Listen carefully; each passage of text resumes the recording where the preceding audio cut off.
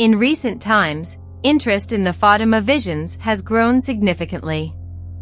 The interpretation of these visions can profoundly influence our perception of whether or not we will be deceived in the end times, especially in these last days.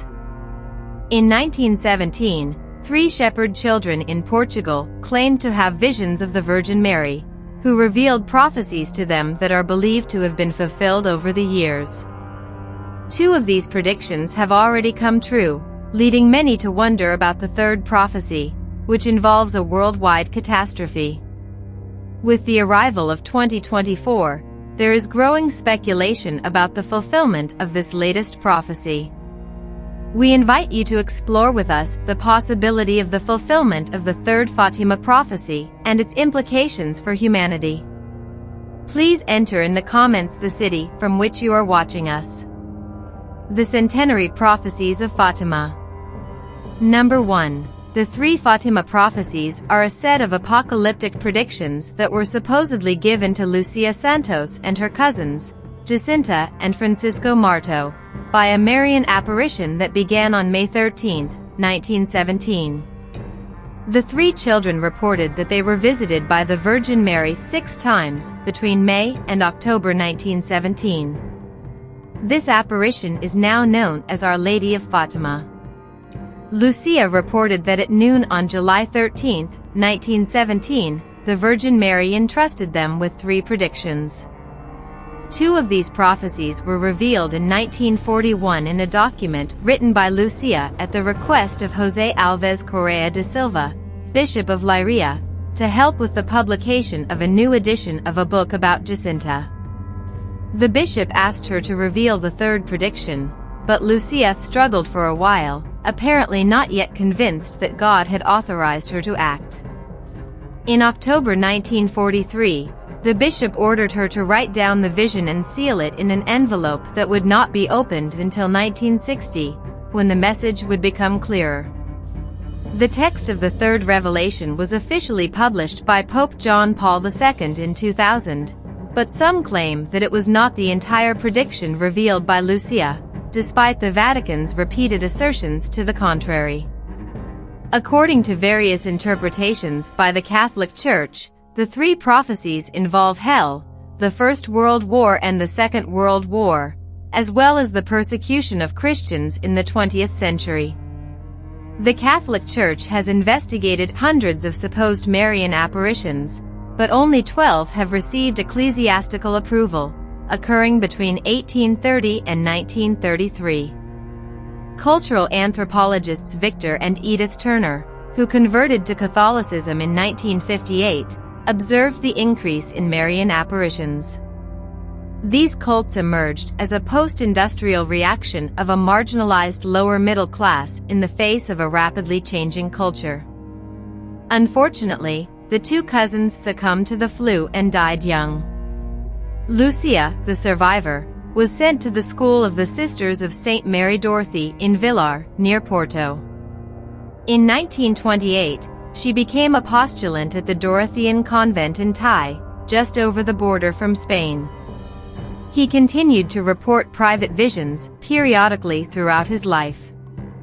From the mid-1930s, the Bishop of Leiria encouraged Lucia, whose religious name was Sister Maria Lucia dos Dores, to write her memoirs to reveal more details about her cousins and the 1917 apparitions. As early as July 1917, there were rumors that the Lady of the Apparitions had entrusted the children with a revelation that was positive for some and negative for others. It wasn't until her third memoirs, written in 1941, that Lucia began to go into more detail about the content of the revelations. Number 2. The first revelation follows the French prophetess Mélanie Calvat, who saw Our Lady of La Salette in 1846 and wrote the prediction of this event almost 20 years later. Lucia wrote that the prophecy had 3 parts, 2 of which she revealed in 1941. The third, however, was not written until January 3, 1944. It's not really what we would consider a secret in our common understanding. It's important to note that this is because, in fact, it's not so much about Fatima prophecies as Fatima divinations. The first prophecy was about hell. Lucia wrote that the Blessed Virgin showed the children what hell was like, with all the suffering that souls experienced there. The vision lasted only a second, but the children said it was almost unbearable. It led to great confidence in Mary's promise to lead her devotees to Christ to save souls from this great eternal suffering. On the other hand, the second revelation is more like what we believe a prophecy implies. In this revelation, the Blessed Virgin shows the children a revelation in which they learn that the First World War, which was taking place during the time of the visions, would end. However, there would be another world war under the papacy of Pius XI, who reigned from 1922 to 1939, unless people stopped offending God and Russia converted. The Virgin asked that Russia be consecrated to her Immaculate Heart. Although the first two prophecies don't seem particularly alarming, the last one is so terrifying that it would make your hair stand on end. The divine vision made Sister Lucia choose not to reveal the third vision in her memoirs of August 1941. In 1943, she fell seriously ill with flu and pleurisy. Bishop Silva, who visited her on September 15, 1943, suggested that she write down the third revelation to ensure that it would be recorded in case she died. However, despite being ill, Lucia hesitated to do so because, when she received the vision, she heard Mary expressly tell her not to reveal it. However, she found herself in a dilemma about which order she should obey, since Carmelite obedience requires that the orders of superiors be considered as coming directly from God. Finally, in mid-October, Bishop Silva sent her a letter containing a direct order to record the prophecy. Lucia continued to struggle even in the face of this direct order. However, according to her, she overcame this after the Virgin Mary appeared to her at the beginning of January 1944 and told her to write down what she was told, but not what she was given to understand its meaning. The third part of the vision was written by order of His Excellency the Bishop of Leiria and the Blessed Mother on January 3, 1944. In June of the same year, the sealed envelope containing the third revelation was delivered to Bishop Silva, where it remained until 1957, when it was finally delivered to Rome. Canon Galamba, advisor to the Bishop of Leiria, said that the bishop refused to open the sealed envelope. Lucia made him promise that it would definitely be opened and released to the world when she died or in 1960, whichever came first. It was announced by Cardinal Angelo Sodano on May 13, 2000, 83 years after the lady's first apparition to the children in the Cova de Iria and 19 years after the assassination attempt on Pope John Paul II. Finally, the third vision would be known. Before we go any further, listen to this message that could save your life. Excess sugar in the blood can lead to a number of serious health complications. Diabetes significantly increases the risk of heart disease, including heart attacks. High blood glucose levels can damage blood vessels, increasing the risk of strokes. In other words, at any time you could suffer a massive heart attack or stroke. At that point, if you have any type of diabetes, your life is at great risk. If you want to eliminate blood sugar naturally, click on the link in the first fixed comment and watch the video that could change your life. Watch it now, before it goes off air. Number 4. Father Augustine said that he was greeted by a very dismayed Lucia. She said that Our Lady was very sad because no one seemed to be interested in her revelation of 1917. While the righteous walked on a narrow path, the wicked walked on a wide one that led straight to destruction. Lucia seemed more than convinced that punishment would come very soon. Many souls would be lost and many nations would disappear from the earth. But in the midst of all this, if people reflected, prayed, and did good deeds, there was every chance that the world could be saved. However, if men persisted in their wickedness, the world would be lost forever. The time has come for everyone to pass on Our Lady's message to their families, friends, and the whole world. The third prophecy is expected to take place between 2024. As for the remedy, people are being urged to start praying, doing penance and making sacrifices. It seems that the world is in the last minute of the last day and catastrophes are near. Because of this, many who were far from the church will return to the open arms of the Church of Jesus Christ. Humans are curious by nature. So the part of the revelation that has captured the most attention is the one about the murder of a great bishop dressed in white. The prediction of a bishop dressed in white, presumed to be the Pope, who was assassinated with gunshots and arrows, was naturally associated with the failed assassination attempt on the life of Pope John Paul II. However, some people claim that this cannot be the event, as the Pope did not die in the attempt, and the bishop in white in the vision does. Therefore, some claim that the assassination of the Pope is a prediction of a future event. He has written an appended text in which he mentions that the prediction will probably turn out to be disappointing or surprising after all the speculation it has generated. He states that no great mystery is revealed, nor is the future unveiled. Furthermore, he writes that the purpose of the vision is not to show a movie of an irrevocably fixed future. Its meaning is exactly the opposite. Its aim is to mobilize the forces of change in the right direction. Therefore, it is necessary to discard fatalistic explanations of the prophecy, such as the claim that the future murderer of May 13, 1981 was simply an instrument of the divine plan guided by providence and therefore could not have acted freely, or other similar ideas in circulation.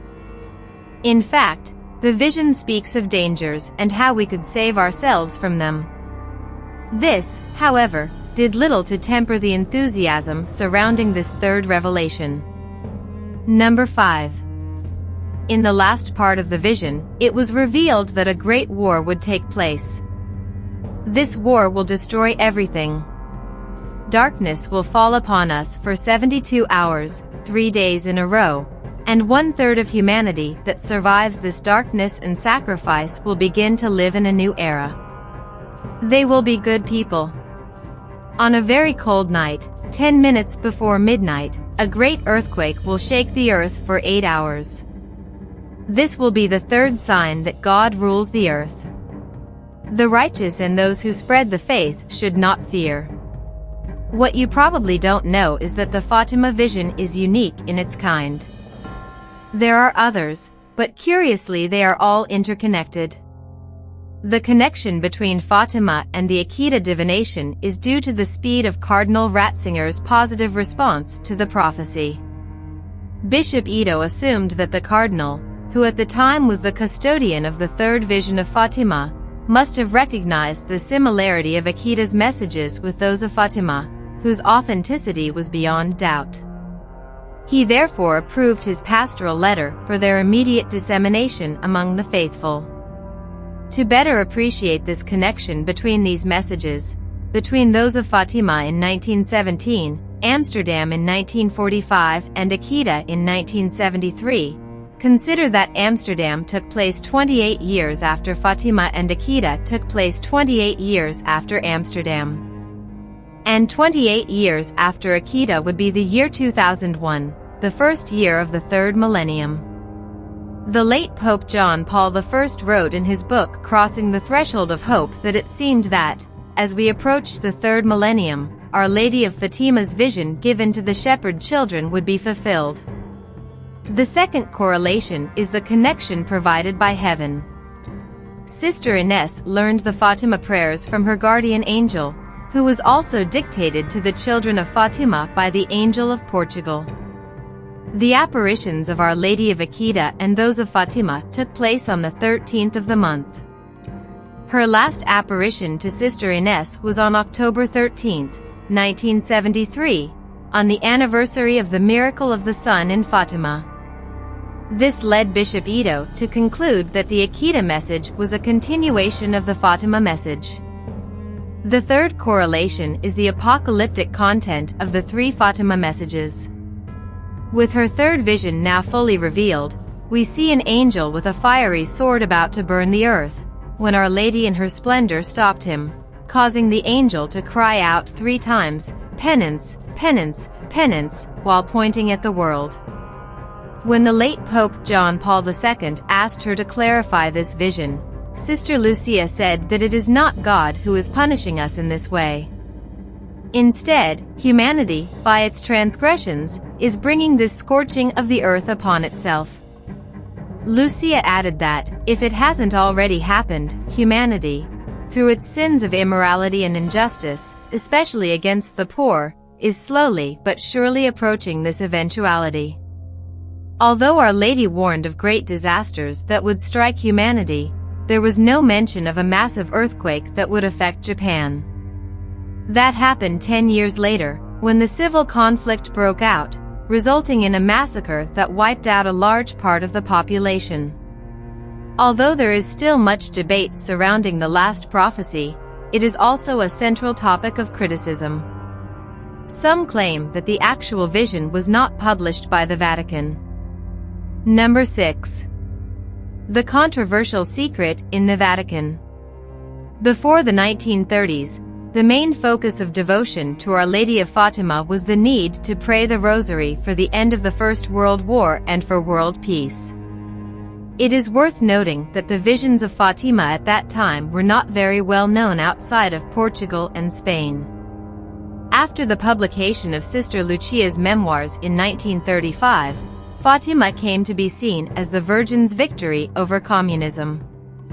On February 8, 1960, the Portuguese news agency Agência Nacional de Informação published an article stating that the vision would most likely remain under absolute seal forever.